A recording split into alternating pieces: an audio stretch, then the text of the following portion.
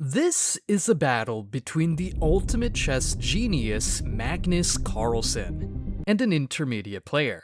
And while you watch them, Magnus is going to explain each important move and how that affects the game. He will go against 5 regular players, each stronger than the last, while giving you tips on the openings and the mistakes you should definitely avoid. The first opponent was rated 1256 elo. Magnus plays d4, and the opponent goes into the Indian defense. The idea is that white gains control of the center, but the opponent is developing his other pieces. But here is where the 1200 rated player makes his first mistake. He pushes the pawn to e5. Now it's time for a Magnus lesson. That they played e5 before castles.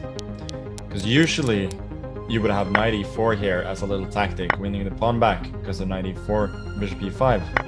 But in this case, f7 was hanging, and this meant that my Brazilian opponent has just lost a pawn, actually a very nice central pawn for very little compensation. After a few moves, we reach this position, and the opponent goes d8. Magnus did not like that. c6 is a move that very strong players would usually play out automatically here, by the way, just to take away the d5 square for my knight. Then the opponent finally moves the pawn to c6, but he also moves the pawn to b6, meaning the only protection the pawn has is from the knight. So, Magnus does a genius move that black is not prepared for. He checks the king with the rook, and Mac defends with the knight thinking he was safe. Piece. Now, however, after knight c6, I just win at least an exchange after knight c6 and rook a8. Next, I probably want to go c5 to open up even more and create at least one pass pawn.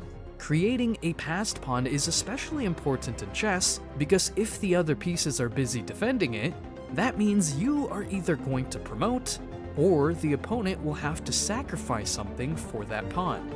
As soon as bishop takes, the pawn on c3 is now a passed pawn.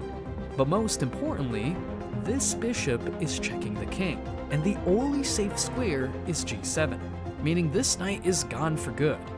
The opponent saw that and just resigned because there was really no hope left. The second opponent was rated 1372 elo, and Magnus here decides to go into the Queen's Gambit, but with a simple twist. I think I'm gonna go for one of the a6 line. Basically, the idea of a6 is to force white to take on d5. Since after knight c3, dc4, I'm going to follow it up with b5, and it might be a little bit difficult to win the pawn back. White probably needs to go a4 now. You see, black will have to give up the c4 pawn. That is the whole point of the Queen's Gambit, but if you refuse to do so, things get really bad. So of course, Magnus goes b4. After a few moves, white gets himself into a tough position, but then he moves the queen to c2. To a regular player, that is a normal move. I mean, you support the bishop and set eyes on the h7 square when the king eventually castles, but to Magnus, that's clearly a mistake. Queen c2, however, is not a good move.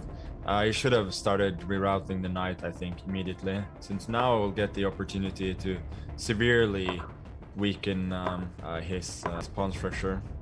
After all the exchanges, white moves the queen to c6.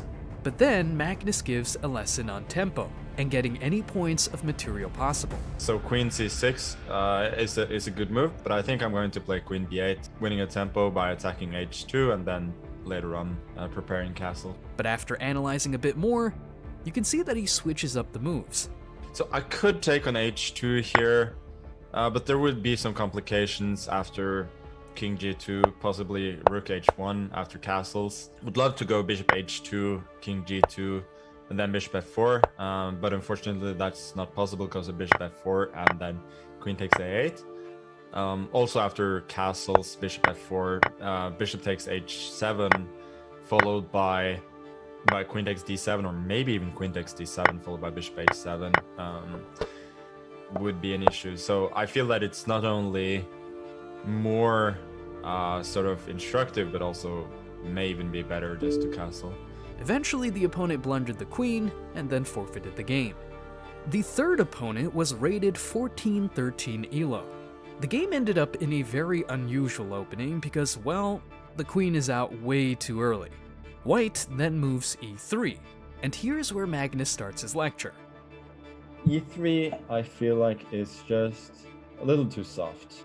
He's not trying to punish me at all for my provocative play, and this just means that, apart from my queen, which is strangely placed here, everything else kind of makes sense. The opponent had to play more aggressively, like knight f3 here would have instantly attacked the pawn. So, a good tip for you to remember is that when the queen is so out in the open, usually that means you should start hunting. White blunders as soon as Magnus pushes, and taking the pawn on f3 would win a rook. But here he comes up with a funny idea. What if I sacrifice my queen? Oh, nah, that's not good. You should have taken the queen. There was no bluff, like, take the queen. But now that the opponent didn't really take his chance, Magnus has a royal fork. This gets nasty, and Magnus gives a quick checkmate to end the game. So, lesson for this game, don't be scared to take a challenge. Okay, the lesson here for my opponent is clearly that call my bluffs. The fourth opponent was rated 1505, and it started off with a variation of Queen's Gambit declined. The opponent castles, and then moves the pawn to c6, Especially forming a pawn structure that Magnus criticizes. I think when you go for c6, you don't really want to have the bishop on b4. And I think one of the reasons is that bishop b4 is an active move that needs to be followed up actively with c5 counterplay. And once you go for c6, I think the bishop is generally better off on e7 or d6, because here it's really not hitting anything. After a while, Black makes another mistake, placing the queen on c7. So queen c7 is in general decent move, but I think as an experienced player you will learn that putting the queen into the x-ray of an opponent's rook is usually a bad idea. Obviously there are going to be a bunch of exceptions, but generally you're not going to be very successful with that, and in this case he just lost the pawn. A bit later, Black has a really smart move. He goes queen e7 with the plan of pushing the pawn to c5. Magnus here explains his idea.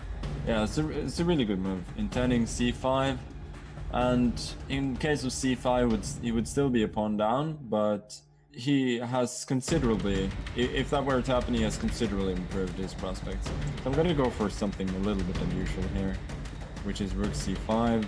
Basically, this c6 is really bad, so he plans to attack that vulnerability as much as possible. But when Black moved the bishop and then attacked the rook with the knight, that allowed Magnus to finally take the c6 pawn. Then Magnus does his thing. He takes another pawn and explains where things really went down. There are some small positional and also occasionally tactical mistakes that in the long run makes a lot of difference. He also forces an exchange of pieces simply because he is so much up in material. In the end, the opponent runs out of time, but Magnus would just continue sweeping up pieces. This last opponent had a rating of 1712, and the game went very smooth for White. He was even getting praise for Magnus, but then the blunder happened. Maybe this is just insane. Oh, this is a bad mistake. This is a really, really, really bad mistake. So what happens now is that my opponent's knights are in a complete bind. Rook d3 is a threat, immediately winning one of the knights. The knight in b3 simply has nowhere to go. It's obstructed by my pieces, but mainly by its own. My opponent gave away the bishop, which was really important in securing a hold over the light squares. And without that hold, my bishop on e6 rules the game, and concretely, it's going to be hard to avoid the loss of a piece. So this is really an instructive mistake by my players. After a while, we reach this position, and I want you to pay attention to this knight. It has eyes on the bishop, and a normal player would have probably taken it, but that's not what Magnus recommends. Rook e8, knight on d3 is fairly strong, so I don't want to exchange it off for the bishop quite yet. And it's also was obstructing the rook from coming to c8. Then the opponent goes against chess basics and simplifies the position while being down in material. If you are ever in a tough spot, try to keep it that way until you find the perfect opening, not just for a simple check. Hopefully this video helped you a bit and gave you a better understanding of chess. That's it. Thank you for watching and subscribe for more. Bye now.